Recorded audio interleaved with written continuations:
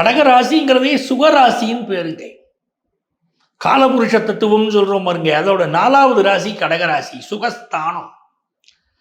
அந்த அந்த ராசி அதுல பிறந்தாலே வாழ்க்கையில ஒரு இனிமையை, சந்தோஷத்தை, சுகத்தை விரும்பும் மனசு. நல்ல ராசி, நீர் ராசி, நல்ல மனசு உடையவங்க. அந்த கடகராசிக்கு இந்த சந்திர கிரகணம் என்ன பண்ணுது? இந்த ராசிக்கு அதிபதியே சந்திரன் தானே.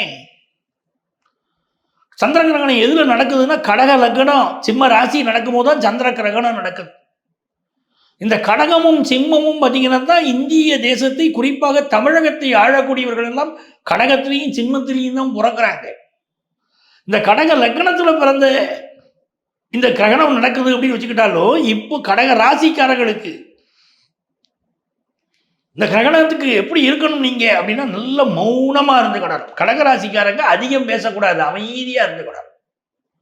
இந்த கிரகண நேரம் முழுக்கவே மந்திர உச்சரிப்பு தான் இருந்துகிட்டே இருக்கணும்.